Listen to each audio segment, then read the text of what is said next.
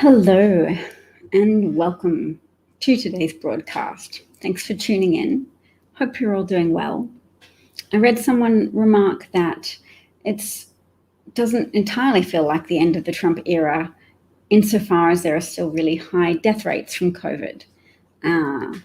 So yes, the death rates remain high or even increasing, but the positivity rates appear to be dropping slightly. So that's a promising sign. I know California probably is upsetting a lot of people. Governor Newsom is apparently going to relax some of the restrictions today, which people are upset about because California's had so many deaths that they're having to relax air quality restriction rules because crematoriums are cremating so many people who have died from the pandemic, showing that it's hard. It's hard that the federal government under Trump abrogated its responsibility to address the pandemic at a national level and left it to states, and that patchy and disparate response has left a big communication gap of convincing people that it's necessary to modify their behavior. So you still have younger people who feel immune to catching COVID and still continue to party and to become potential vehicles for transmitting the virus. Hello, Alan. So lovely to see you. How are you doing? You and your wife still have appointments at some point in February to get a vaccine. I know it's been difficult for some people. I've seen that it takes having often a daughter with access to a computer and hours of free time to continue to sort through websites and seek available vaccination appointment times. So I know that's hard. And it's hard that so many have died as a consequence of libertarian-style economic thinking, whereby people didn't strongly push the federal government to pay people to stay home. And of course, you had Republicans in power, so regardless of pushing, they were always going to be very opposed to the idea of paying people to stay home. They managed to still their own nature for a minute, enough to give the first COVID relief check for, how much was that for? $1,200, and then a second one 6 months later for $600. And the Biden administration is now being blocked by Mitch McConnell's refusal to relinquish control of the Senate. He's lost the majority, but apparently it's still a norm to just wait for him to make that concession and hand over important gavels for various committees to the Democrats. So I think that should be talked about more. Mitch McConnell is a current obstacle to Americans who earn less than $75,000 a year from receiving a follow-up $1,400 of funds. And that money would be very important to a lot of people. Many children are still going hungry in the wealthiest nation on the planet. Many children are still unnecessarily going hungry. So what I'm thinking to do is to turn this account over to a goal of collecting the most effective analogies and the most effective phraseology to reinforce and support the Biden coalition of decency. Yep, I was afraid that might happen for you, Alan. So your appointment's been moved to April. Frustrating, insufficient vaccine. So-called Operation Warp Speed, administered by the completely uncaring Trump administration, didn't order enough, didn't communicate to state governments how much of the vaccine they had, got people's hopes up, unfairly so, and it's all been a bit of a S show, hasn't it? Yes. So I haven't had any luck with broadcasting this morning, your time of between 9 and 11 p.m., Alan. I was going to try and move the broadcast to that time, but I had a technical internet issue this morning, so there was no broadcast at this time. I'm transitioning. I'm still seeking to transition. So how is everybody else? Let's have a look at some more news. I know the Republicans in office are still noisily trying to distract from the fact that the Republican president committed sedition against the United States, incited and organized a mob to violently overthrow the government. And that's to be expected of them. They're a party that don't so much govern with proactive, pro-social policies for the American people. They're a party that governs by their experience and strategies for whipping up the people who listen to them into a frenzy of misplaced indignation. Well, that was a good one. Frenzy of misplaced indignation. And I was studying a little bit Newt Gingrich, who compiled a handbook of phrases to use to whip up fear and besmirch Democrats, not only as a party, not only their policies, but as people. Good question, Cassidy. I am going to be streaming primarily from HAPS. HAPS will stream to Periscope, and when Periscope closes, you'll just still be able to use the HAPS account, and I'm there on HAPS as Davcat, Davkat. Thank you for asking. That was a very timely and good question. HAPS is a new streaming platform. It's spelt the way you're writing it, and yes, and I might still continue to broadcast to YouTube, Boston Tea Party. Are you just still hanging around because you're a bit disconsolate? You're a bit at a loss, but still hoping that Jesus saves me from being entirely and thoroughly not Christian and opposed to white Christian dominionism or nationalism or white Christian extremism. Yes, I've heard that Twitter Live is also something to do. I haven't tried that yet. Thanks for reminding me, Molly. I'll write it down. Try Twitter Live. Twitter Live might be really good for short form broadcasts as well. And do you know what? Nobody need fear. This is an ongoing work. I feel it's incumbent on me to continue what I've started, which is to be a big presence, as big as I can muster, in opposition to fascism and the intoxicating forces of fascism.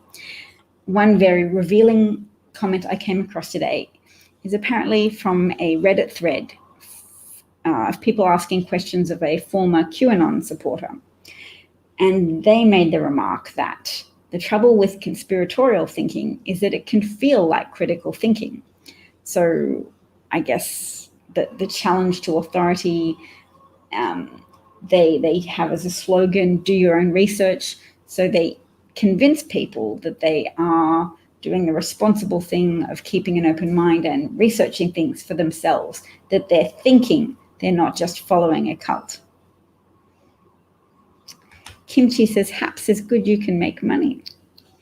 Well, that would be a bonus. I don't know if my manner and my systems lend themselves to making money, but do you know what? If and when we move to America, and I think we might be pushing it back from April further down the track to potentially June, because we're waiting for this uncontrolled virus to get control rather than bring our children to a country where they won't be able to attend school in person, because they can currently attend school in person. We're currently in an Asian country where the virus is under control. So they wear a mask, and we're perfectly fine with that. They wear masks to school, they socially distance, they try to stay safe. It's really good. Oh, you have lots of political friends making money. Well, that's really good to know. And look, Hammerstrand has very kindly put up the link there. I'll make more of an effort. Look at me right now trying to wean myself off the indulgence that I've had on StreamYard, which is the platform I use to stream simultaneously to YouTube, Twitter, Periscope, and Twitch. But that allows me the ability to share my screen with an inset screen from my desktop of choice. I don't have that facility on HAPS. Look at me, I'm working without that now. Oh, good. Pennsylvania cases are going down. That's excellent. I think the more people embrace the clear messaging from the Biden administration, it's good that they've enlisted Dr. Fauci to keep reiterating that masks message, because he is a known and relatively trusted figure. Dr. Birx has resigned, and she's admitting now that the Trump administration would produce graphs that were made up that she hadn't approved of. And it's like, yep, lady, you didn't speak up at the time. You were ridiculously sycophantic towards Donald Trump. We know. We can deduce from your actions that you're motivated by intoxication of access to fascist power, and you have no credibility with decent people. But hey, keep telling on the Trump administration, because there are still an audience of people who haven't heard that enough to convince them yet. In fact, millions of people who need to hear more evidence of the Trump administration purposefully, willfully, and malevolently exposing Americans to death and economic dysfunction. Cassidy has an anti-fascist slogan called "Democracy Works." I love it, Cassidy. Very nice. Hammerstrand says, cheers for newish beginnings. That's a beautiful toast. Cheers. Cheers, Hammerstrand. Molly says, I think Trump not spouting crap on social media helps too. Absolutely.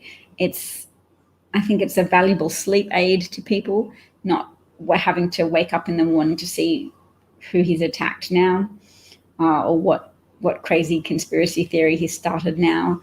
It's like living in a different world to a degree. So still a world immersed in the problems that Trump created through his apathy and his malevolence and his sadism, but still without 99 problems, but Donald Trump's Twitter account ain't one.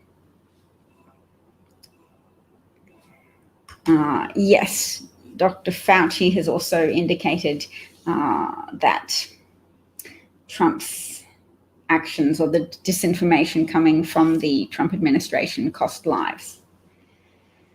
Well, he killed a lot of people. I mean, Marilyn Manson didn't go to jail for killing anybody with his own hands, nor did Osama bin Laden fly planes. But there is definitely a line from Trump and his son-in-law, whom he appointed to the role of being on the COVID team, and all the people influenced and directed by Trump's behavior, including Trump-affiliated governors who have very much endangered people's lives and can be said to have caused hundreds of thousands of deaths. So when you say Trump did not kill anybody, it's such an understatement, because so many have died unnecessarily. And the more you look at the issue with a genuinely critical eye, the more you will find out that they thought about whether or not to have nationalized testing, decided against it. They purposely stole PPE supplies from state governors, etc. Oh, Kimchi says hey, Mr. Ed. Kimchi says her sleep schedule has evened out and she's less depressed and anxious. I think that's probably a pretty common sentiment. I think Trump as president was a definite mental health hazard for many in the United States, for a majority of people. I know my cousin took her own life during the time of great national consternation about the children being taken from their parents. And I've always considered that to be one of the factors in her death. Yes, Hitler didn't personally execute anyone either, but his actions are associated with millions of deaths. And he's held to be responsible for those deaths. And I think attributing mass death to Trump is also a responsible position to take, particularly to deter people from continuing to subsume themselves into pro-Trump ideology going forwards. Hello, Mr. Ed. And Mr. Ed and Kimchi are reuniting in the comments, which is nice. a comedian called Jimmy, is it pronounced Jimmy Dore or Jimmy Dore? He interviewed one of the Boogaloo boys, and he's tweeted about how he found so much in common with him, that he's anti-police brutality and pro-LGBTQ, etc. All of which is evidence of something known as the horseshoe theory, which posits that both fascism and communism, the far left and the far right, like in a horseshoe shape, do come around to meet each other, or to at least be close to each other on a continuum of policy positions. And that's because populism from the far left and the far right have a lot in common, are very authoritarian, typically want big solutions to be imposed by a big government, but at the same time, libertarian people often throw in their lot with them as well. The anarchists and the communists are often found hanging out with each other. Turns out now that the fascists also enjoy this sweet, sweet party that enjoys disparaging the Biden administration. So it's not a coincidence that they're reuniting right now. It's just part of the general inclination of anti-establishment people flocking together when the establishments become more decent. And they're saying, well, now we can unite in common cause. Before, the libertarians would have supported the libertarian anti-government people in power, whereas now that there's proper government in power, the libertarians can oppose the government, as can the anarchist communists, who say, well, we oppose capitalism, so we oppose the centrists in power. And by definition, they are centrists because they believe in power and not anarchy. They believe in the proper exercise of government power.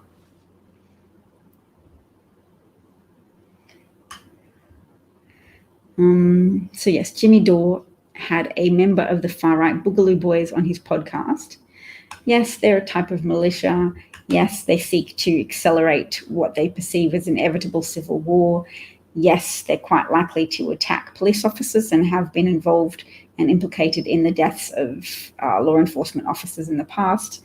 And Boogaloo Boys have also been implicated in using the cover of Black Lives Matter protests to damage property and set fire to buildings.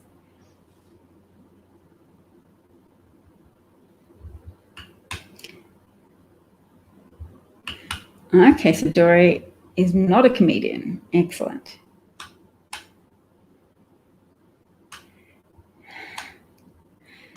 Bernie for Hire says it's about time we shut off the spigot of tax dollars flowing to Australia.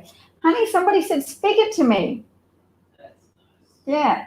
They said, how about we shut off the spigot of American tax dollars flowing to Australia? What are these?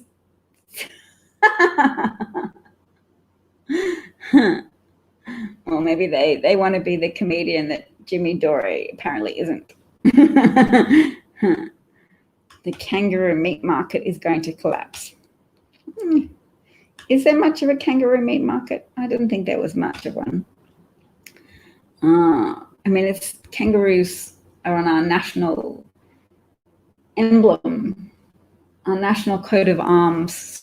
So it is unusual that people eat animals that are on our coat of arms, but at the same time, it's a thing that happens. Your work schedule complicates things. And Mr. Ed is glad that people are feeling less stressed. Mr. Ed, what do you think has gotten worse where you are? Are you talking about COVID? Has COVID gotten worse where you are? I've forgotten where you are, Mr. Ed. And Tammy says hello. Hello, Tammy. All right. Some point that was made about how Republicans operate when they're not in power, or actually when they are in power. Someone said that around 2010, they went to a lobbyist's office, Christmas party, with many Republicans. Some are still in office. The one thing that stood out in talking with them They only cared about not allowing the other party to accomplish anything. Nothing has changed. And a journalist called Matt McDermott, is he a journalist? Let's just check. No, he's a pollster. Oh, and he's vice president of the Whitman Insight Strategies. That's very cute. He said, in the past day, multiple state Republican parties have taken to Twitter to embrace QAnon, in case you were wondering how their party rebuilding efforts are going. Which is, I know, not the best. Also, it's not COVID, it's the Trump worshippers. Oh, tell us about that, Mr. Ed, because I can imagine they're probably feeling the frenzy of disappointment that their candidate lost, that their expectations have been routed.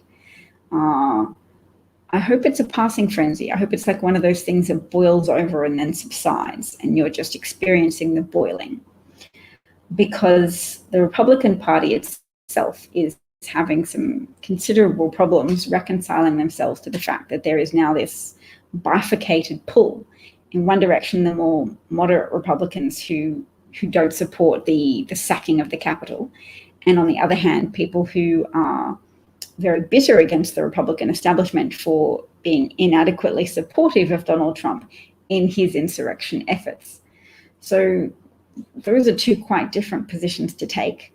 I've seen on Twitter the Arizona Republican Party has been defending, actually no, it was the Hawaiian Republican Party branch, official blue-ticked Hawaiian GOP, were defending QAnon folks as being full of patriotism and saying that patriotism should never be criticized.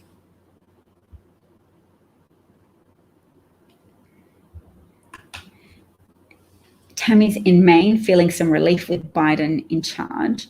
Only go out for rides, walks on the beach, and to pick up groceries, and hopefully waiting for the vaccine in the next few months. I hope so too. That sounds quite peaceful and nice. Something important that often gets lost is with COVID, it's perfectly fine to get outside time, provided you're not congregating with other people. So it's actually good to get exercise, provided you're not near anyone. There's a reasonable amount of turbidity in the air that, you could afford to take off your mask if you're entirely alone by yourself on a beach and nobody's going to be near you in the near future.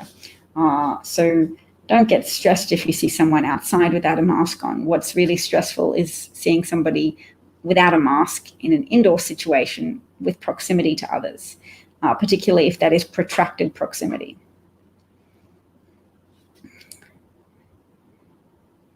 Mr. Jeff, hello, Jeff said hi. Mr. Ed said he's encountering a bunch of crybaby, feckless dotards spreading more conspiracy theories that Trump will rise again. Are you in Florida, Mr. Ed? I can't remember. Yeah, so Tammy's definitely not near people when she goes out. That's lovely. I celebrate people getting fresh air. We need our vitamin D. I hope there's some ongoing studies into the role of vitamin D, because I'd really like to know if it does play a role. Let's just Google it and see if there's anything current in publications.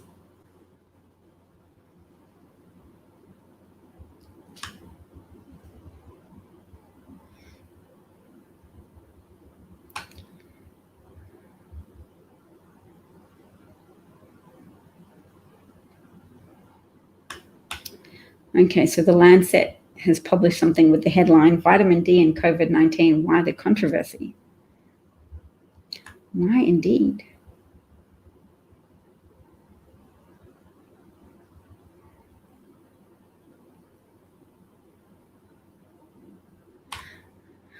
They say that they'll continue to monitor new evidence as it is peer-reviewed and published, including studies from several clinical trials on vitamin D and COVID outcomes that are currently underway. However, particularly in countries where the pandemic situation continues to worsen and will continue to do so during the winter months before the effects of vaccinations become perceptible, additional evidence could come in just too late. In an ideal world, all health decisions would be made based on overwhelming evidence, but at a time of crisis may call for a slightly different set of rules.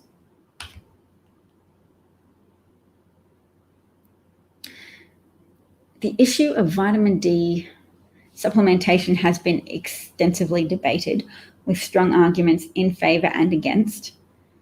The COVID pandemic has further escalated the discussion. It has long been clear that groups that traditionally exhibit vitamin D deficiency or insufficiency, such as older adults and nursing home residents, and Black, Asian, and minority ethnic populations, are the same groups that have been disproportionately impacted by COVID-19.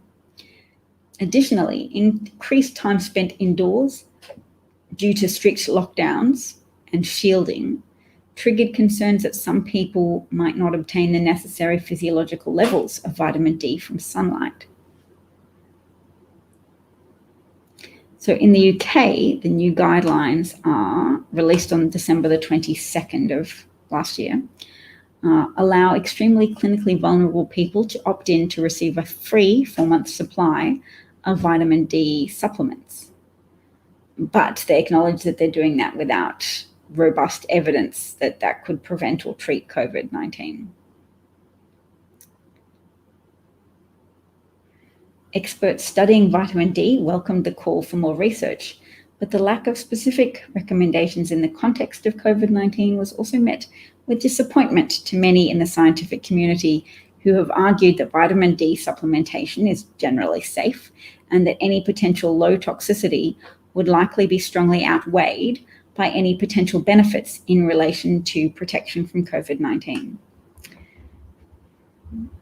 All right.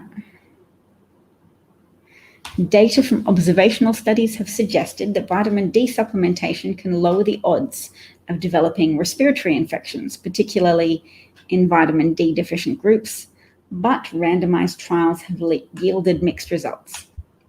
Okay, so the controversy is because there's not robust evidence to support it, but there's evidence enough, even though mixed, and relatively low toxicity associated with vitamin D supplementation that the UK government is letting vulnerable people opt in for a 4-month supply of vitamin D supplements because the idea is that the potential benefit of minimizing severe COVID-19 cases is worth the low risk of any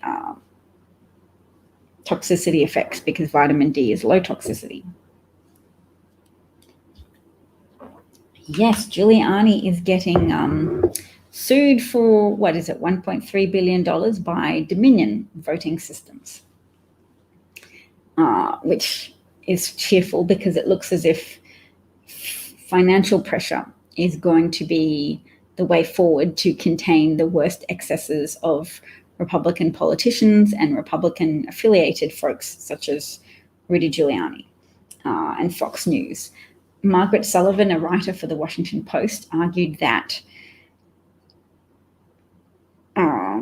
Fox News needs to be stopped, that it has spread death and dysfunction throughout the United States.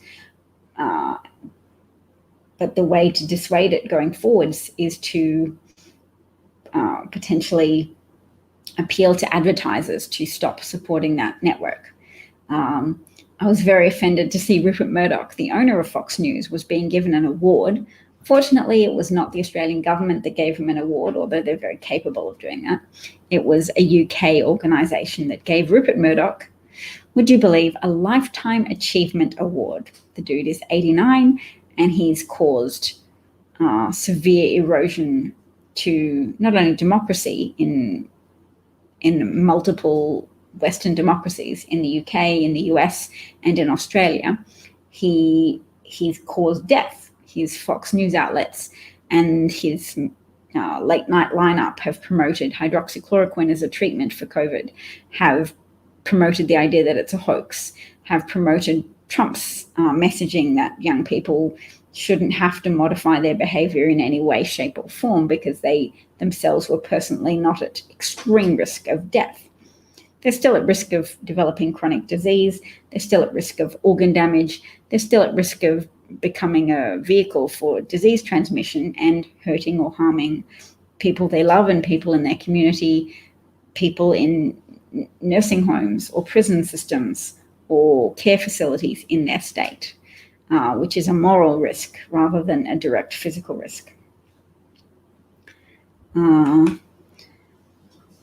Some people have argued that the Rolex story was in the fashion section of the NYT, but most people have taken it very badly as a sign of the New York Times just looking for anything to attack Joe Biden about. There's a false rumor going around on the internet that the Rolex belonged to Beau Biden, which is a rumor that tugs at the heartstrings, but it's a false rumor. And they're different watches. They have different color faces. So the good news is Biden isn't Trump, so he's not on Twitter tapping out a flurry of tweets in response. But it's interesting because a lot of people are now canceling their New York Times subscriptions because the New York Times have also just fired an editor for daring to say that she felt chilled when she saw Biden's plane land. She was a casual employee of the New York Times, so she doesn't have a great deal of recourse, but that was how she paid her bills. And people were trying to pressure the New York Times to rehire her. I think it's probably going to be more effective to ask other outlets to hire her. Rupert Murdoch is known for micromanagement. Hold him accountable. Yes, I have a friend who works in media who I've been arguing with for months now, on and off, because he thinks lay people don't understand all of the work that goes into newsrooms, that the leadership of newsrooms really make a lot of effort to try and avoid bias, etc., and to work ethically. And I say that's all very well that he has that insider perspective on what happens in newsrooms, but the rest of us from outside can see a bigger picture in which Fox News very clearly has editorial control that pushes it towards the right, because that's the direction they're being pushed in now that they've lost so much market share to further right news outlets like OAN and Newsweek. So they're clearly getting directives from above to lean in further to the right. The New York Times also has editorial staff that allow them to be worked as refs, worked by the right wing, so that Lauren Wolf, who said that she felt chills about Biden when the fascists started to complain about her, the New York Times responded by caving to fascist confected outrage about somebody. I mean, admittedly, they work in the news section, but they just said they had chills. Maggie Haberman's been employed by the New York Times for a number of years now, and she expressed glee at her fellow journalist getting a copy of Clinton Cash, which, as we know now, was filled with exaggerations and smears against Hillary Clinton. Bob, I think it's a rumor. I think it's a false rumor that the Rolex was owned by his son. Jake Tapper has confirmed that it's not a true story, and other people were also sharing photos to compare the fact that Beau's Rolex had a black face. The Rolex Biden wore has a white face on it. So it's likely to be just one of those rumors, possibly even started by somebody to discredit the left, because it's certainly something that's very easy to believe. People know that Joe Biden was very distraught at losing his son in his 40s to brain cancer, and that's a tragedy that strikes at everybody's heart even more, knowing that Joe Biden lost his wife and his infant daughter, as well as having his two sons injured in a car crash some decades ago, 40 years ago. And it's hard to say, but all of the tragedies that have occurred to Joe Biden fundamentally turn out to be important factors in the ability of Americans to accept him as a good person and to vote for him. His humanity is underlined by his grief and his ability to exhibit resilience in the face of tragedies that have felled others. People who've lost children have sometimes succumbed to their grief.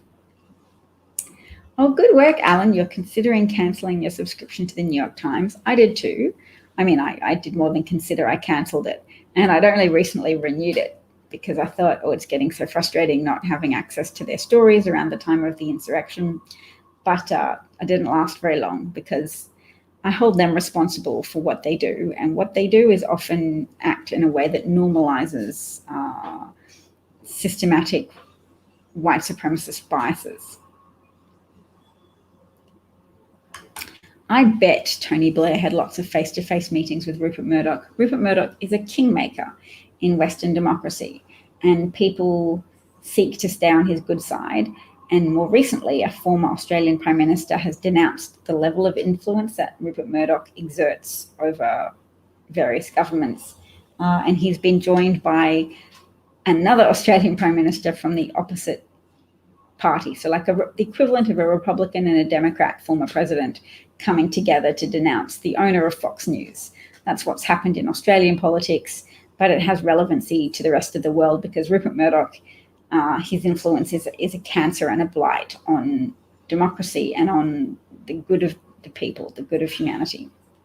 Rupert Murdoch is a billionaire allied with fossil fuel billionaires who use him, who piggyback off his influence to mislead the public about the risks of climate change and the risks of COVID, because they practice science denialism in general to continue to stoke culture wars that then pit rational science adopters against irrational science denialists who then have a sense of contrarian satisfaction, a sense of transgressive thrill, a sense of being responsible by being negative and critical and cynical of the work of scientists and the work of experts. Hello, good content. Nice to see you.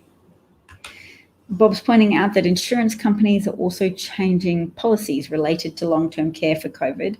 I have heard that insurance policies have been reaping unusually large profit margins in a COVID context, which is hard to understand, but at the same time, if they're having customers die and they don't have to pay out benefits for that, then I wouldn't even begin to be able to know how it is that insurance companies are turning extra high profits during a pandemic that is damaging the health of so many millions of Americans. Yes, Murdoch definitely was a key factor in the election of Trump, the relatively thin margin electoral college victory of Trump in 2016. Always isn't on board with my theories, but is at least prepared to concede that they're interesting. So, I mean, some people try and get attention by negging, and some people are just happy to express lukewarm interest in what I do, which is, both of them are fine. Neg away if you like. Tammy thinks Murdoch should be arrested. Speaking of being arrested, in my bookmarks, I know I've saved a video put out by the House Judiciary Democrats, so we're going to watch that because it's important. They bring up the article that is responsible for, is it responsible for sedition? We'll have a look.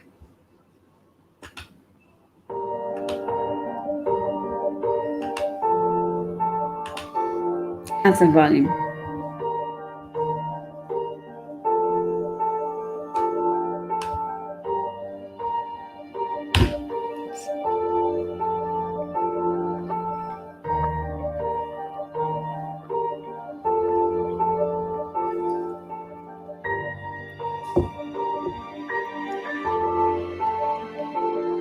Article 2, Section 4, okay.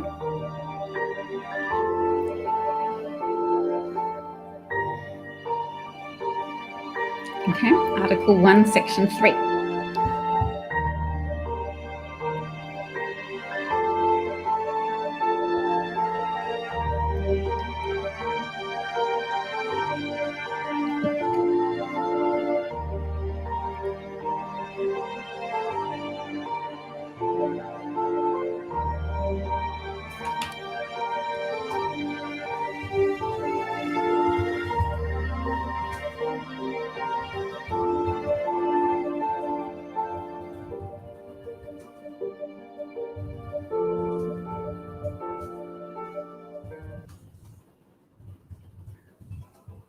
Okay, what I'm just typing out now is the most useful denunciations I think I've seen on the internet for Republicans, and that is Republicans obstructing relief checks and soft on domestic terrorism. The economy needs people to have money in order to be able to spend money.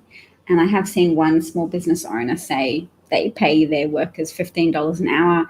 It helps with staff retention. It helps people in their community have money to spend on their products in the first place. And that it's all a big manipulative mass deceit to get people to believe that minimum wages help companies go out of businesses. So there's been various small states that have adopted a $15 minimum wage, and Republicans' scaremongering hasn't come true. It hasn't been the case that all McDonald's workers have been replaced by robots. It hasn't been the case that small businesses have gone under. Yeah, and I think we need to keep talking about that. It's so important to use the power of our attention wisely. So we're not going to get addicted to little emotional gratification cycles of just focusing on whatever hypocritical BS that the Republican Party has done today. We don't build coalitions via pointing out hypocrisy. We build coalitions by being really useful in explaining certain policies. We don't have to go into the nitty-gritty of bank reforms or anything like that, but the idea that Republican policies of tax cuts for the wealthy and obstructing relief packages for the less wealthy, that's not a recipe for strong economic functioning. But Democratic policy of job creation by helping people have more money in the lower and middle classes, that helps people have money to spend, that generates economic activity. As much as libertarians disparage it, that's actually the way forwards. Now, one line from, is it Amanda Gorman? Yes, Amanda Gorman's poem, The Hill We Climb. There was a line about, we have seen those who would destroy the country rather than share it. So maybe I better find the precise line if I'm going to quote a poet. Amanda Gorman, those who would rather something in our country than share it.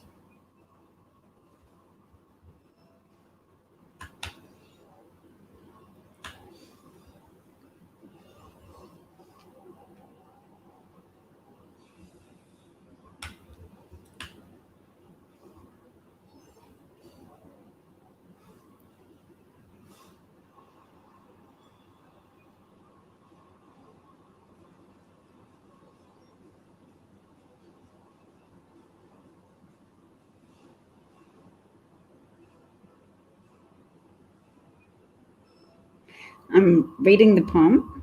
I'm just looking at it. We've seen a force that would shatter our nation rather than share it. Good alliteration.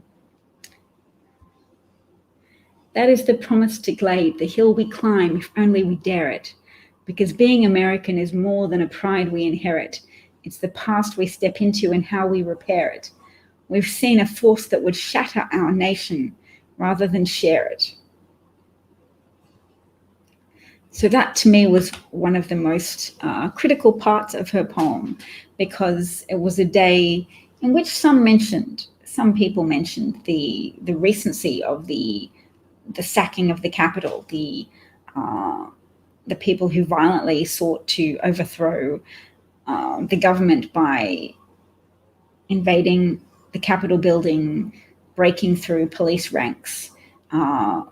Some of those people specifically went to conduct a citizen's arrest of lawmakers, and they had plans to execute them as well, to seal them in the tunnels in which they were evacuating and turn on the gas. That's what we've seen from Washington Post story quoting text messages that were recorded by the FBI.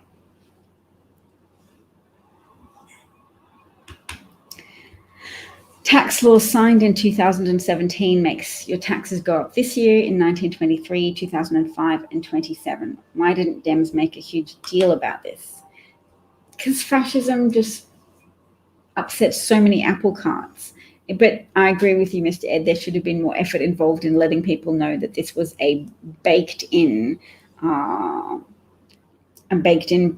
condition of the tax laws, the tax cuts that Republicans passed in 2017, that they had these provisions to make people's taxes go up, not for the wealthy, but the middle class would see an increase in their taxes. So we'll, at least never too late, while we still have breath, there's still time to talk about this, so that people know now. It's hard to break into the partisan closed-mindedness of Republican sympathetic people, but at the same time, we do have this opportunity now that the sacking of the Capitol has made some Republicans question their loyalty to a party that is very clearly anti the rule of law. So I'm glad you raised it, Mr. Ed. Now is the time. We can talk to some Democrats and Democratic movers and shakers on Twitter and tell them, please have more press conferences about this. Please be clear to people the legislation that these tax increases are arising from, that they are part and parcel of the so-called Republican tax cuts that benefited the wealthy and then had some time-limited benefits for the middle class that then ended, resulting in tax increases.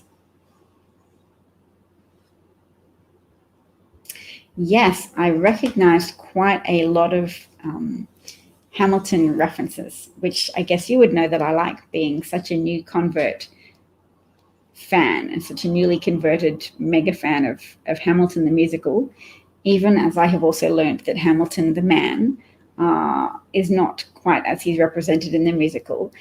It's not that he didn't have the opportunity to do more to bring about abolition of slavery.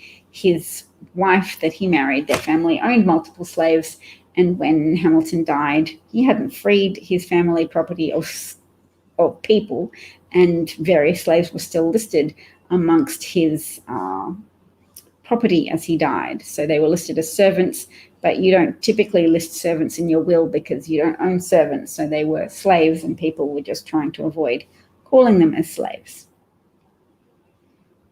Hello, Euromaestro. Oh, Euromaestro has an update for us saying it looks like Bobbitt broke federal and state laws. Tell us of these things. I mean, I guess I can look it up as well. Oops. Okay, what if I type in Bobbitt?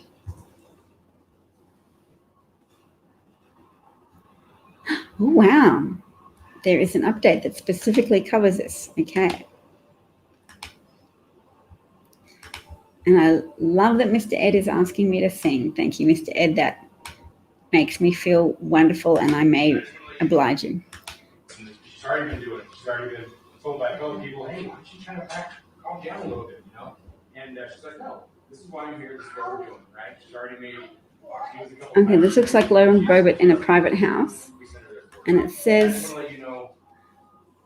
Bobbitt breaks state and federal laws accepting gifted gun from white supremacist Stephen Moore on video. Yes, ma'am. Illegal to accept gifts over $50 and illegal to accept guns in Colorado.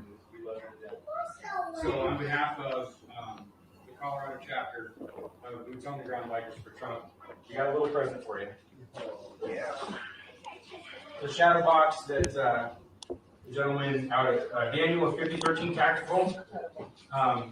We worked with Daniel down at 5013 Tactical. There was a gentleman that heard what we did, and he made the shadow box custom for you.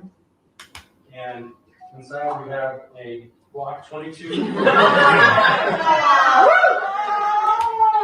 40 caliber. Oh gosh! A 40 caliber Glock 22. That's beautiful. Clear. Oh my goodness!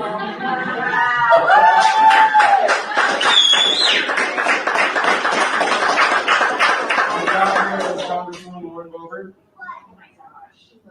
That is awesome. On one of the handles, it has the congressional logo etched in, stippled in. On the other side, it has the boots on the ground bikers for Trump.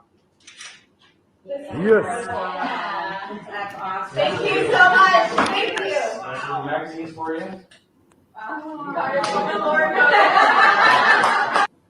So I wonder when that video was shot. When was she accepting that gun? Because if it says Congresswoman Lauren Boebert on it, then the election's already happened, which means Trump's already lost, and yet they're giving her guns engraved with the congressional logo and also Trump on it.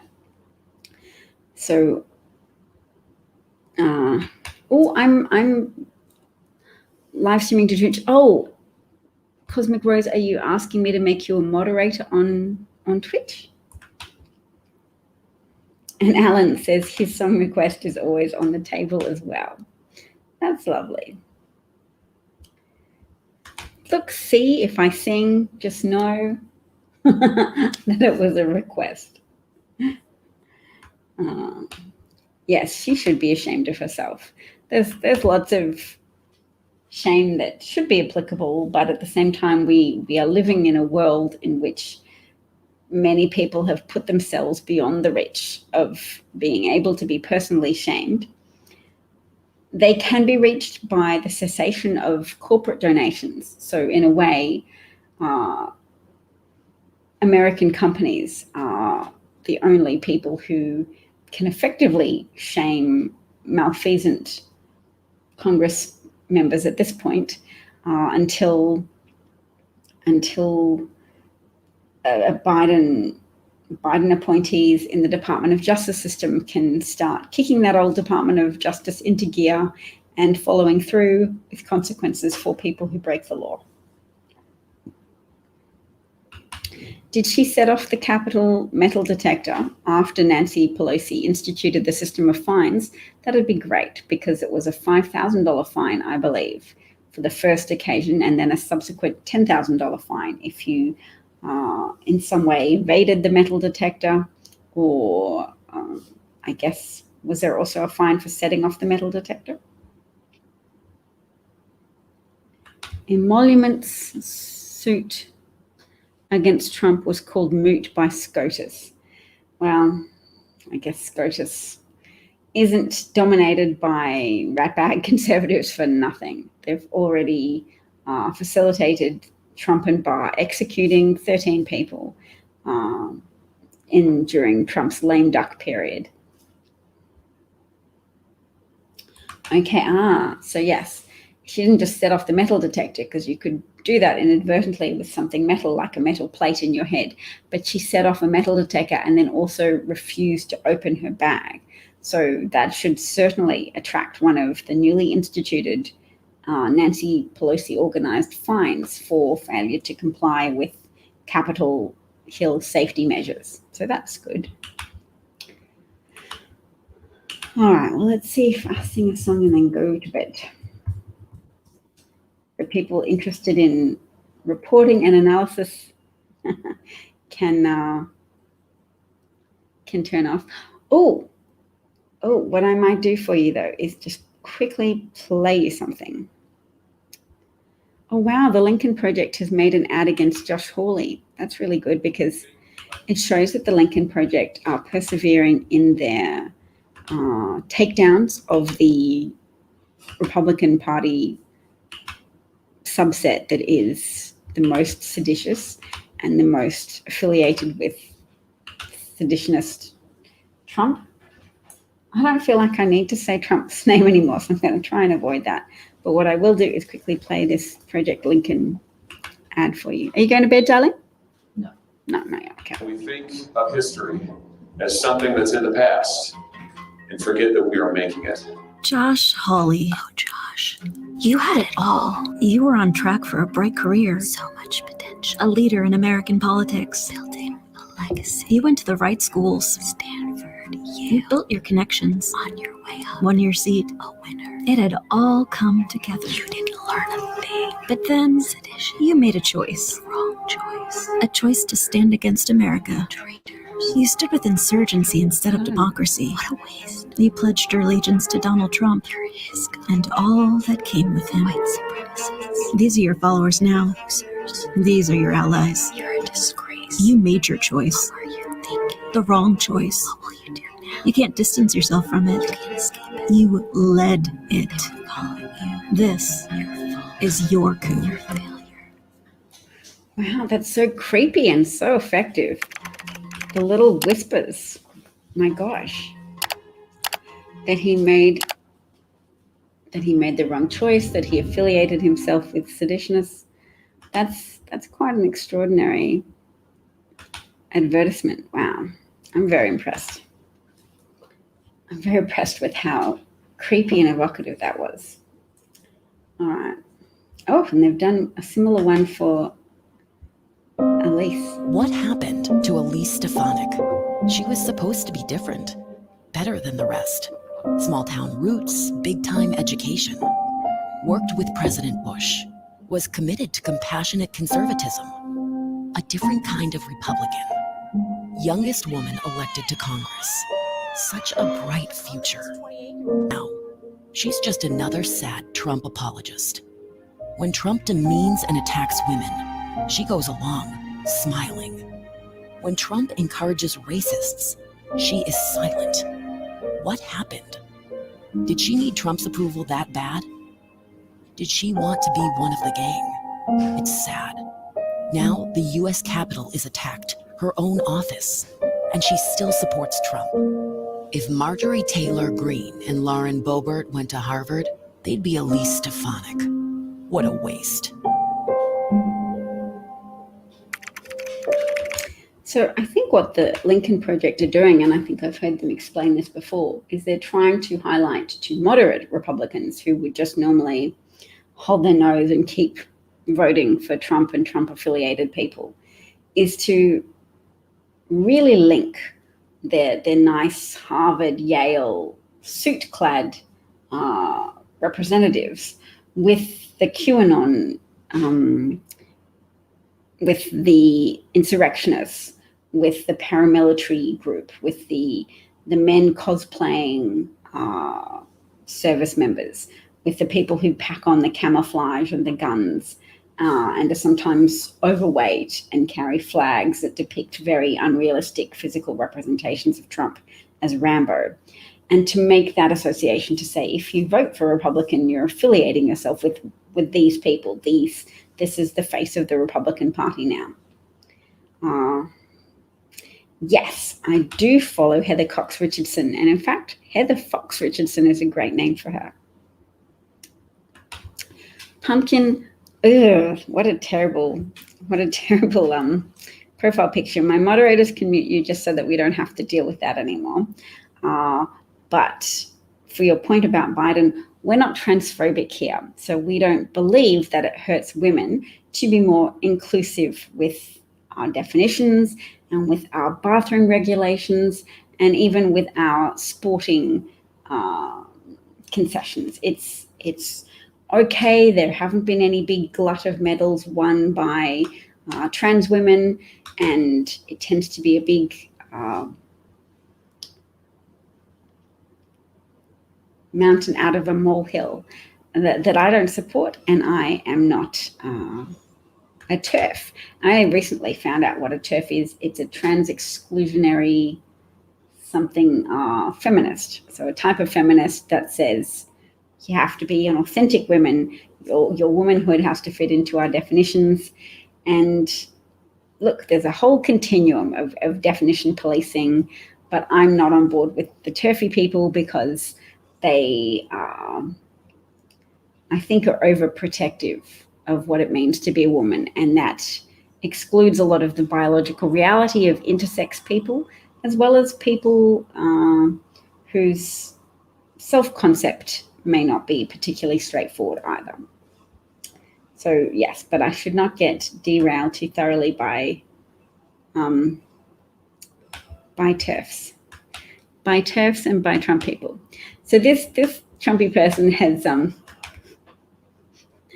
has moved on from trying to assert that Trump won the election to saying Trump's going to be back, and people are blah blah blah blah. That's nice that you've coped with the reality that Trump's gone. he's gone. He lost 7 million votes, plus a significant number of electoral college votes lost as well,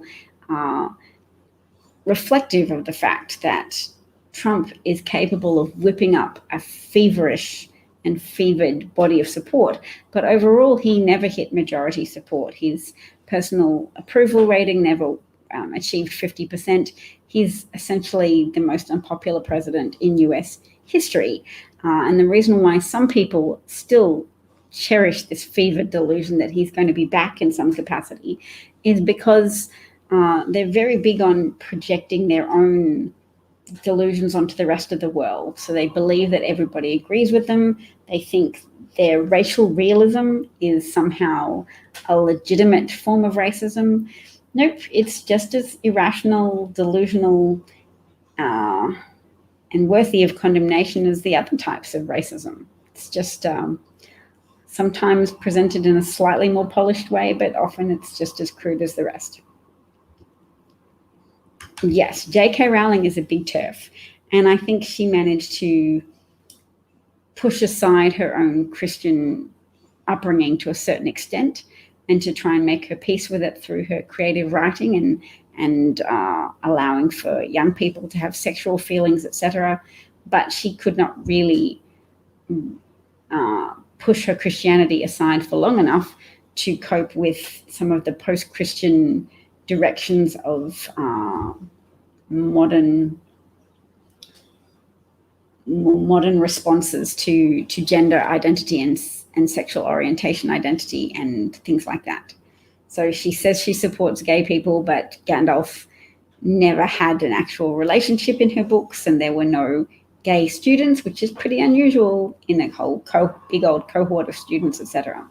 So yes, J.K. Rowling has unleashed a lot of very terrible government behaviour towards trans people in the UK, and there's a lot of delays in getting treatment now. People are getting cut off from their hormones, and they are in crisis. Trans people in the UK are in absolute crisis at the moment, and so we should support them if we can.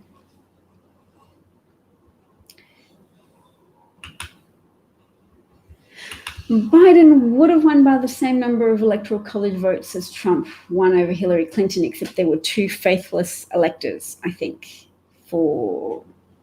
against Trump in 2020. Absolutely,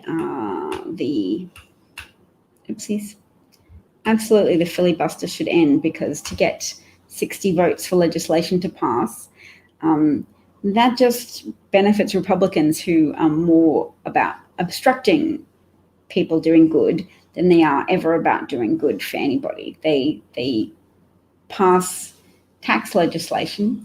Hey, how did Republicans manage to pass tax legislation? Did they have 60% of the Senate? How did they manage to pass that tax cut for the wealthy, or the tax scam, as people called it at the time?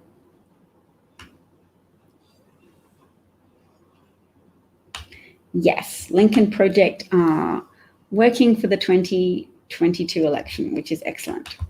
Rubio, like all Republicans, are running with fabricated outrage. Oh no, communism, the sky is falling, they'll take your guns. What else are they pretending to be outraged about? I think someone in the Washington Post said this very nicely. Paul Waldman wrote that he's never seen such a low level of fear of Republicans before from Democrats. So Democrats have a low level of fear of Republicans right now. I think essentially they can see the splintering happening between moderate Republicans and patriot MAGA party Trump crazies. And they can see that that's going to diminish the Republican Party's ability to have a coherent and consistent voting bloc of people who will vote for the Republican candidate. So there are some areas that are so red, they will still continue to try and vote in people like Lauren Boebert and Marjorie Taylor Greene and Madison Cawthorn and other QAnon nutcases. But in other places that are a little bit purplierish, the blue candidates are going to get a real shot in the arm, because they could be as high as a a 20% point erosion from the Republican Party. And it's been reported, I think in Arizona, there were 3,000 people who changed their party affiliation away from Republican in the 36 hours following the attempted insurrection, the sacking of the Capitol.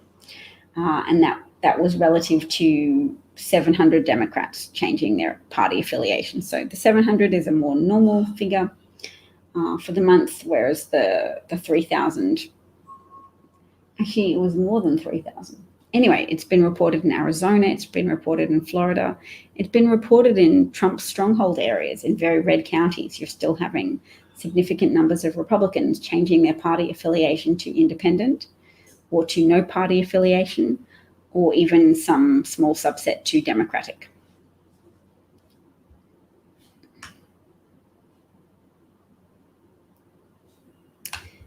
So Tammy wants to know what we do with the brainwashed.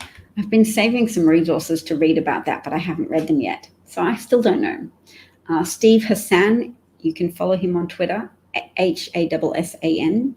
He's a psychologist who specializes in cult deprogramming people, and he operates from not only academic qualifications, but personal experience, because as a young man at college, he got caught up in he was recruited to the Mooney cult. And I think he says he would have, if the sedition effort had been held at that time, he would have supported it because he would have done anything.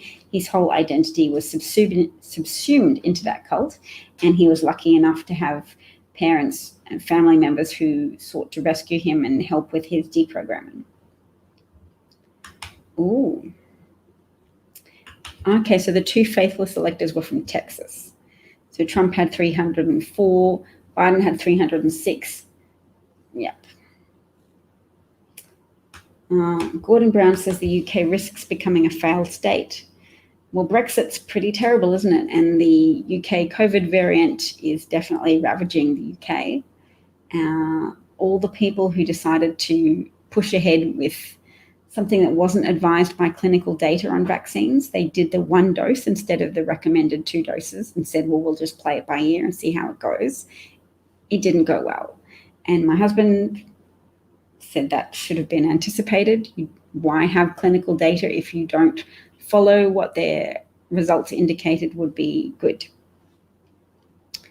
You're reading Jonathan's book, America 2034. That's nice. He will love that. You should, if you see him on Twitter, his account is Jonathan Greenberg. You can tell him. I think Democrats are working, and the good news is they are not as fearful as normal of offending or upsetting Republicans, because the moral core of Republican politicians has been exposed as being very hollow. I can imagine that in the UK, the NHS is failing. It's been underfunded and is being overwhelmed by problems with their approach. I think people have posited that keeping schools open has really been problematic, because in Kent, where schools were open, that's where the new variant emerged, and there have apparently been a lot of cases amongst school children.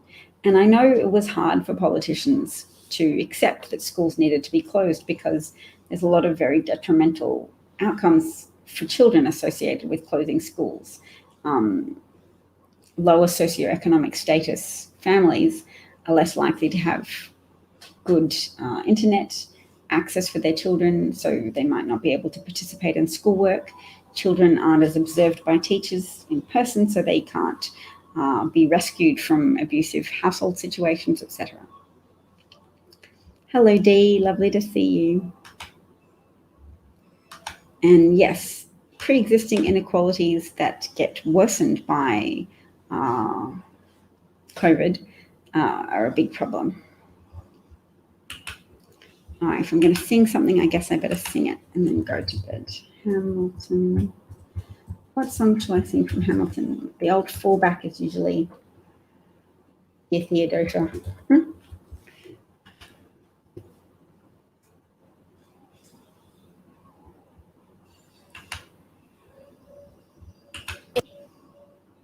Is laser treatment the secret to my translucent, radiant skin?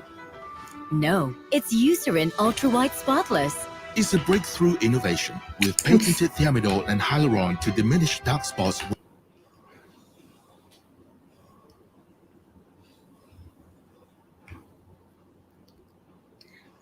Thank you. All right.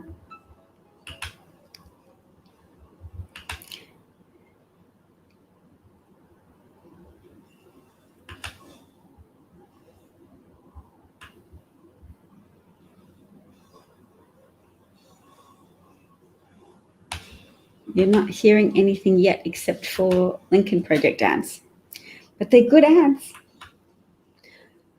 Oh, you're here in the United States. You don't mean just that my broadcast is only playing ads. You mean you want to hear more from Democrats running for office.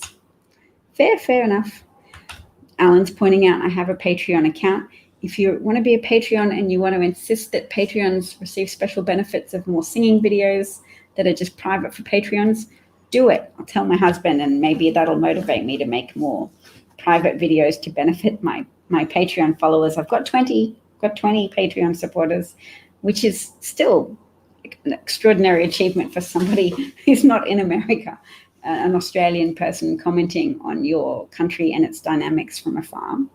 But yes, Molly is also piping up with the same website for any lurking people who enjoy my broadcast and would personally feel a sense of satisfaction at being able to endorse it and prop it up. Hey, Bernadette, nice to see you. All right, so this is Dear Theodosia, and I haven't sung it for a little bit. Theodosia, what to say to you? You have my eyes, have your mother's name. When you came into the world, you cried, and it broke my heart. I'm dedicating every day to you. Domestic life was never quite my style. When you smile, you knock me out, I fall apart, and I thought I was so smart. You will come of age with our young nation. We'll bleed and fight for you. We'll make it right for you. If we lay a strong enough foundation, we'll pass it on to you. We'll give the world to you. You'll blow us all away. Someday, someday. Yeah, you'll blow us all away. Someday, someday. Ooh, Philip, when you smile, I am undone. My son, look at my son. Pride is not the word I'm looking for. There is so much more inside me now. Ooh, Philip, you outshine the morning sun. My son, when you smile, I fall apart, and I thought I was so smart.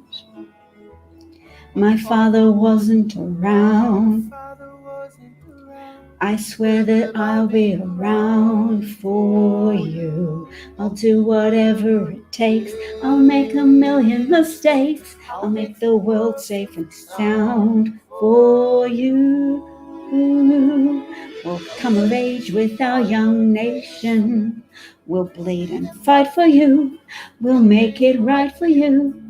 If we lay a strong enough foundation, we'll pass it on to you. We'll give the world to you. You'll blow us all away. Someday, someday. Yeah, you'll blow us all away. Someday, someday.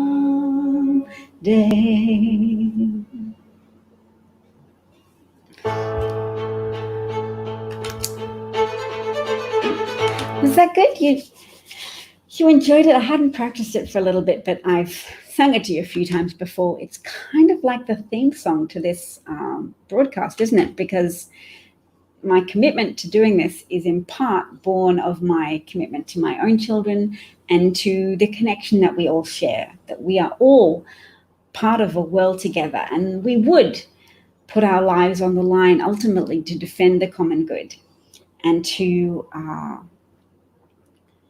make the world safer and better for our children.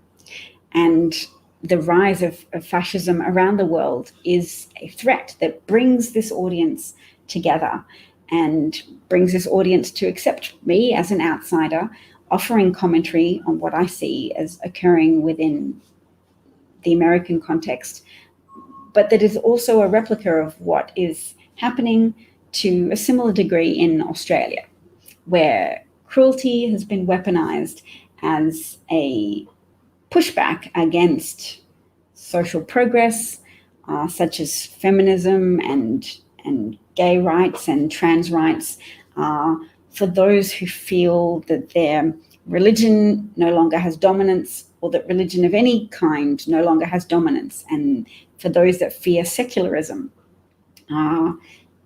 when really separation of church and state stops people from appealing to the most religiously extreme people, who often tend to be those with the most amount of practice in believing implausible things. So I'm comfortable with religion, but I'm not comfortable when the ultra-religious gain power and seek to consolidate and extend their access to power by telling religious people that Joe Biden's going to do away with religion, that Joe Biden's going to stop you from practicing your religion.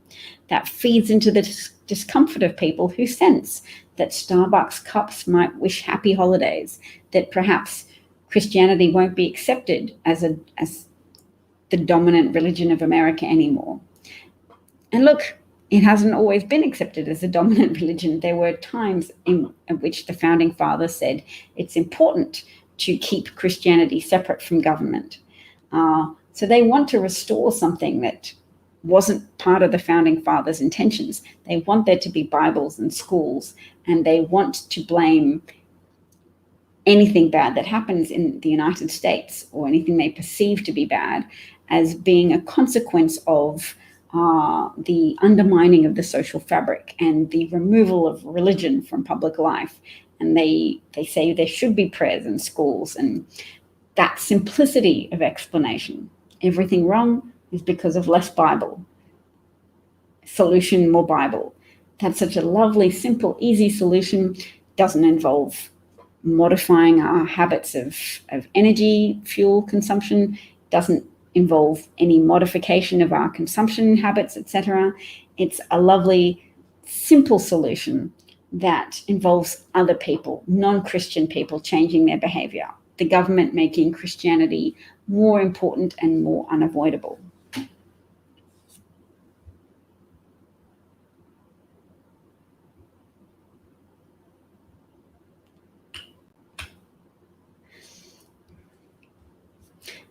So I'm just going back through the comments, and Alan points out, what other news journalists sing on their broadcasts? None. That is a point of differentiation from me. Sometimes people might think it's a negative point of differentiation, but Alan celebrates it, which I appreciate.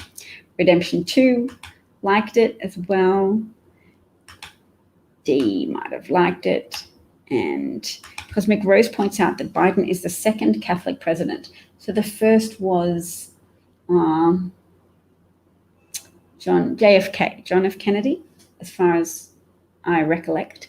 And now that I've said recollect with that accent, I can disclose that I heard an analogy today that I think belongs from the South. Maybe you guys can educate me. Rick Wilson said that Republicans are currently as twitchy as long-tailed cats in a room full of rocking chairs. And if I can say it as quickly as he can, I will have made progress. They're as twitchy as a room full of, no, they're as twitchy as long-tailed cats in a room full of rocking chairs. Imagine having a long tail in a room full of rocking chairs where there's fast, rapid movement of pressure being brought to bear down on anything on the floor in between the rocking chair and the floor surface. So yes, there's a lot of threats to Republican well-being and equanimity at the moment because corporations apparently don't think that the overthrow of democracy is a good thing to be associated with. And that is one of the key developments over the last few weeks. Obviously, the transition of power to a new government that is actually focused on helping Americans rather than on distorting the truth for Americans to bolster up support that is undeserved, to bolster delusions and to bolster the big lie of a Trump election victory that didn't exist, and to keep people hooked on the gratification of being right about things that they actually and most definitely are wrong about. Tammy said something very beautiful, that the first time you heard me, you finally found someone speaking the words you were thinking, and you also love my singing, which is a double whammy of lovely things to hear if you're me. So I appreciate that very much, Tammy, as I appreciate all the support that I've been offered over the years now. Years that I have been broadcasting. Extraordinary. Yes, God, guns, gallows, and grift. Grift? And gravy. I heard God, guns, gravy, and grift yesterday as well. Yes, some people are very narrow-minded about what God is acceptable and what type of prayers are acceptable. So it's important that Biden is quite a religious president, because that has been one way to bring back on board Republicans who were concerned that a Democratic president would actively suppress their ability to practice their faith.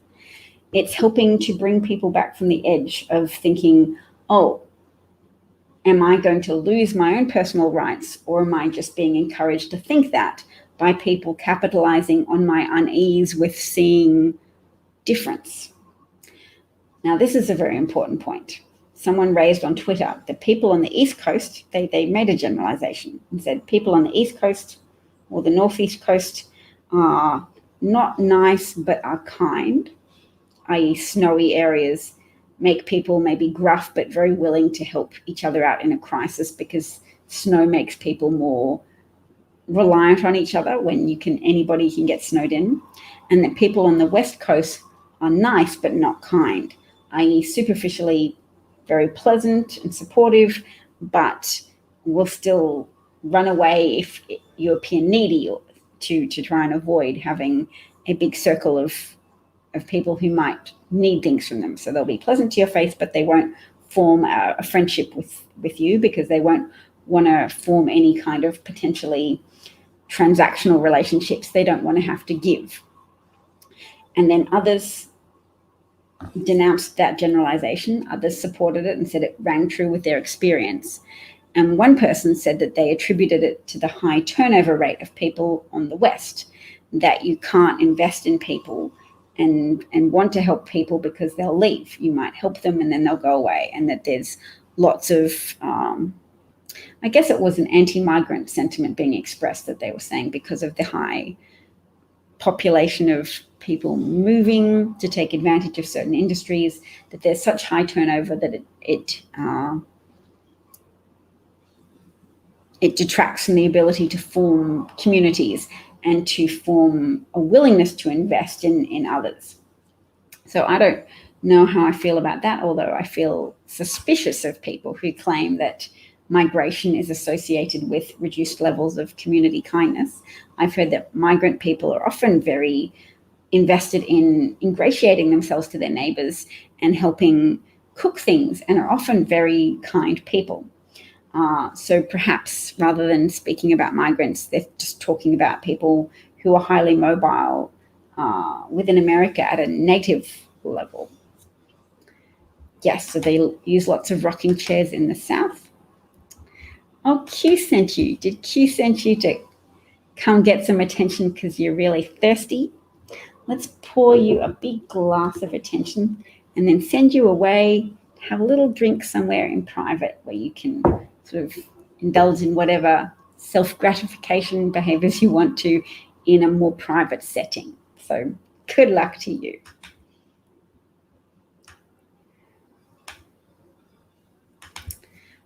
Tammy would love to send me my sister's and your husband's credentials, Massachusetts General and Boston University, if you think they could be helpful. Yes, I mean, I could potentially work at a hospital. I haven't really looked up how my credentials will apply in American hospitals, but I can check it out. So thank you. Please send me things. We've postponed my move to America once again. But yes. Oh, look, Molly, look, Alan, your perseverance of letting people know about the Patreon thing is bearing fruit. Tammy wants to become a Patreon too. Check it out.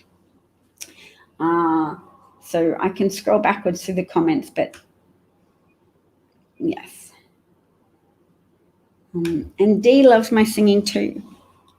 I spent all my life being teased for singing to my family more than they entirely wanted to hear, which I respect on one level, but on the other hand, it left me fearful of indulging in an activity that I love. So I'm very, very appreciative of people deriving value from my singing and telling me so.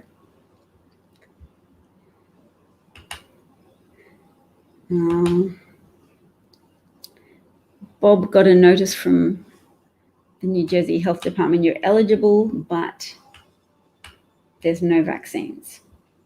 Biden's addressing hunger. That's excellent. And he's addressing small businesses and people in need. So that's wonderful. Wonderful that he's working so quickly to address the glaring deficits left by a negligent federal government under Trump. So yes, we are sorry, Bob, that you can't access the vaccine. And I know it's your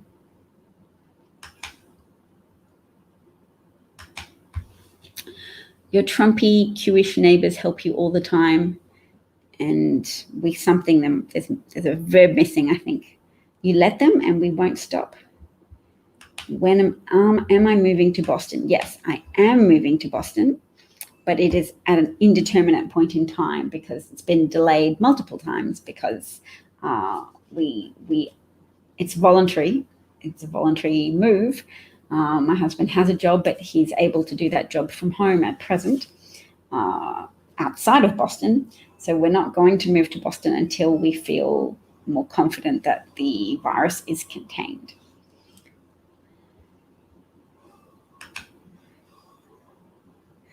Yes, it's imperative to help the hungry people in America. It's sad that it exists at all. And in a way, it's just the physical manifestation of the ideology of libertarianism, which says government's bad, private enterprise is good.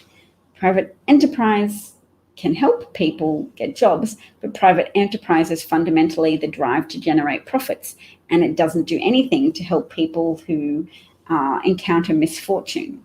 And COVID has highlighted that when there's a mass misfortune event, such as lots of people becoming sick, dying, or falling ill with chronic disease that incapacitates them and leaves them unable to work, private enterprise doesn't do diddly squat to address the problem at scale. You need a functional federal government that doesn't inherently despise the idea of governing. And as Alan says, hunger hurts. Yes. I'm so glad you raised that, Alan, because it is important to focus on the fact that there are so many children going hungry in the United States today. And this is unnecessary. And now there is someone in power who is willing and able to do something about that and to sign the executive orders and to try and push through whatever obstacles to relief funds that Republicans put up, because they are fundamentally opposed to the idea, fundamentally and ideologically opposed to the idea of relief funds, because Republicanism promotes the primacy of private enterprise and disparages the very idea of government. Tammy's in Maine. and says, we help each other out all the time here in Maine. That's really nice. Yes, hunger is inexcusable.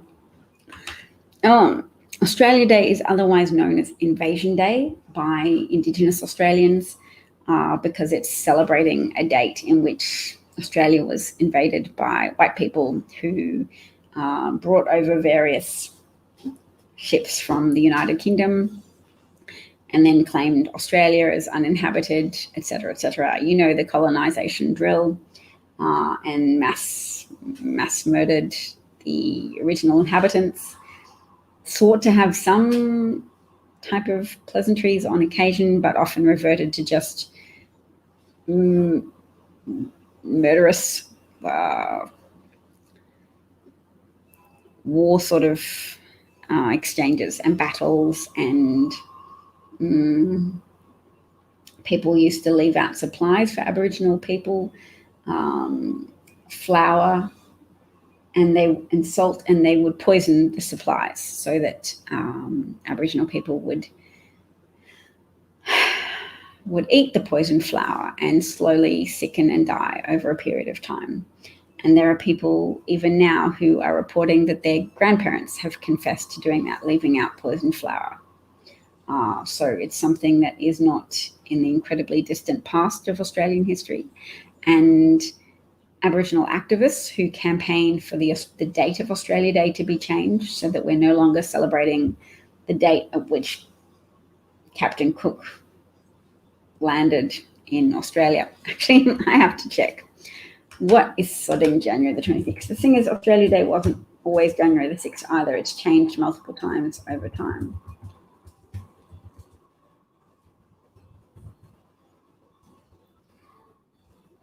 Okay, it was a day in 1788 when Governor Arthur Phillip raised the flag of Great Britain at Sydney Cove to formally declare the land as a colony of the British. Okay, yes, and First Nations people have marked it as a day of sadness and loss. And so for that reason, there's lots of campaigns afoot in Australia to change it.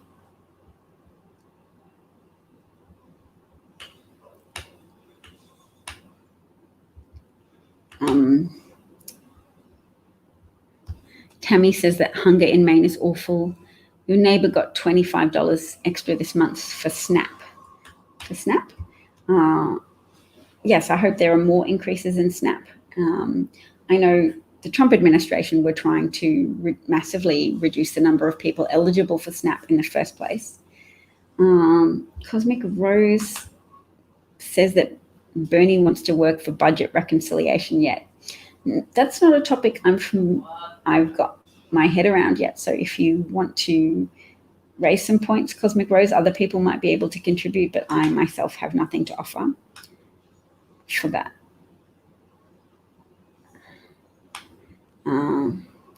So a celebration by our government, which has been for a while quite a white nationalist-oriented government. So no, there are lots of celebrations of Australia Day from the government, and then lots of other people holding rallies or demonstrations, which are called Invasion Day rallies.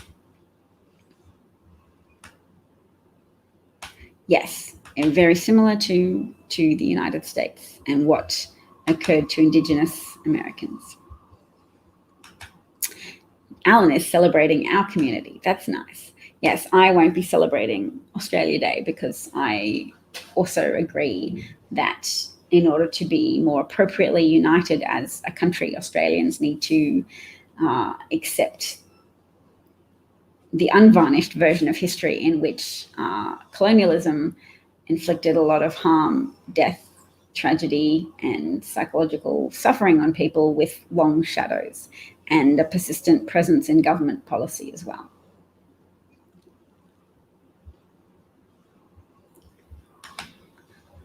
Molly thinks that the $15 executive order bill might have been something related to federal government employees.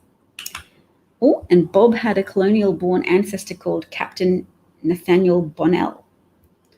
Oh. And he and a group of men purchased most of the land along the coast of northern New Jersey. Interesting.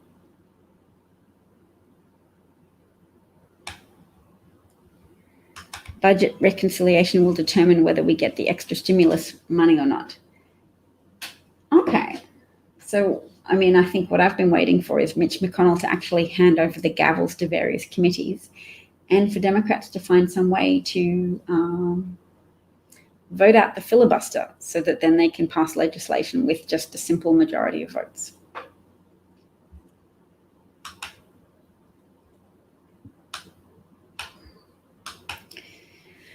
And your ancestor's house is the oldest in New Jersey. That's interesting. Rob Portman's not running for re-election in 2022, citing partisan deadlock. Well, that partisan deadlock he's referring to might just be the splitting of the Republican Party that leads him to anticipate losing, or at least not wanting to have to compete in such a difficult environment. All right, everybody. Well, we've discussed a few topics, and today Biden's just announced that he's now repealed the discriminatory ban on transgender people serving in the military. And he also explains it's simple. America is safer when everyone qualified to serve can do so openly and with pride. So using the word pride there is probably quite significant as well. And that's really important. The next question being raised is, do COVID vaccines prevent you from spreading the virus, or do they just protect you from getting sick? Scientists don't know yet, and the uncertainty has big implications during the rollout of the vaccines.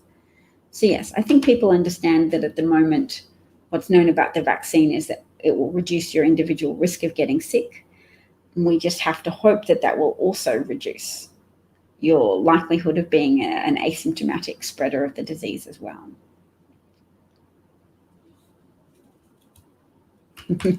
Pride with Biden is sounding a little bit ingratiating today, which is funny because I often mute you whenever I see you. Well, I ask other people to mute you when I see you because I don't applaud your goals and I don't applaud your perspective, but I tolerate you as long as you don't get too disruptive. All right, everybody. Thanks so much for listening to the broadcast today. And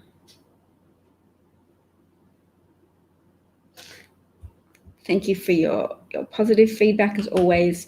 Thank you for taking care of each other and staying up to date with all of these issues that do affect everybody, not just in the United States, but to a degree in the world around you. And now I'm thinking of how the Trump administration degraded environmental regulations in favor of polluting wealthy people like the Koch brothers who want to just be able to take advantage of putting as much mercury as they want into your drinking water and into your air, as many neurotoxins as they can without having to pay extra money to remove toxins from their production processes. So they want to maximize profits at the expense of the American people. And Koch brothers have used the Citizens United ruling of the Supreme Court to corrupt political processes. The word I'd really like to get out there is compete, because that Citizens United decision made everyday American individuals forced to compete, forced to put their political donations at work competing with the relatively unlimited donations of corporate owners, big wealthy people then able to make donations through their corporations to purchase legislation that is preferential to their wishes, and to have to compete in that arena. School not only just is unreasonable in the amount of money that then has to be squeezed out of everyday voters so that you don't just participate in your democracy by voting, but you also have to try and pay to get enough airwaves out related to the messaging you support in order to not have even more of the public brainwashed to agree with pro-wealth, pro-pollution, anti-democratic usurpers of democracy.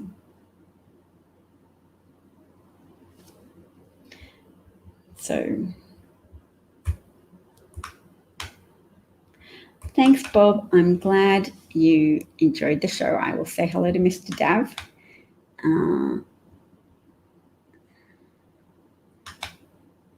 Molly doesn't think that Biden has the power to do a nationwide change, but I have heard that a $15 minimum wage is on the cards for a nationwide level, which would be really exciting.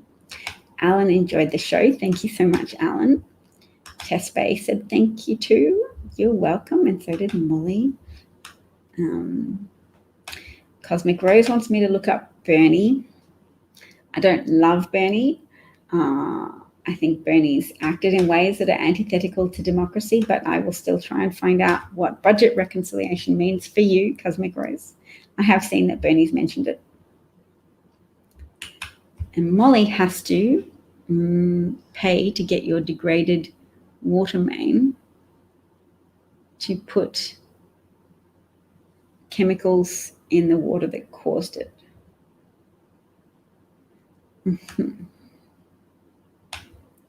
John came in late. Yes, I hope you enjoy the replay.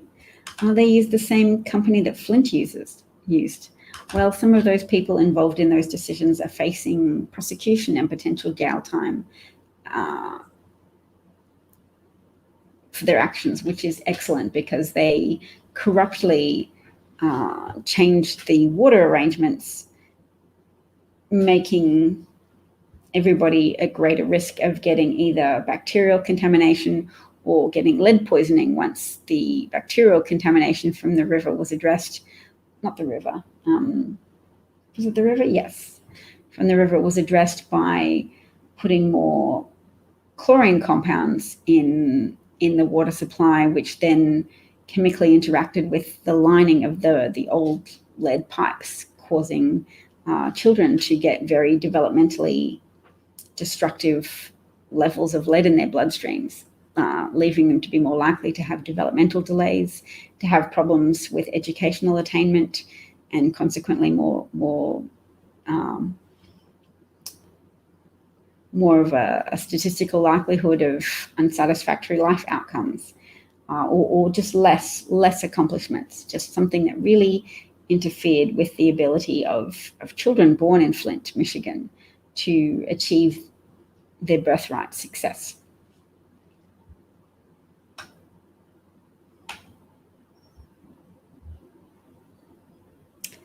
Pittsburgh Water Authority put the chemicals in, and it's going to cost you $3,500. Okay. Bernie's the head of a committee. Okay. Thank you, Bernadette. I hope to see me live tomorrow as well. Thanks for appreciating my presence. Thanks, Alan. I'll go get some sleep. Take care. All the best, everybody. Bye.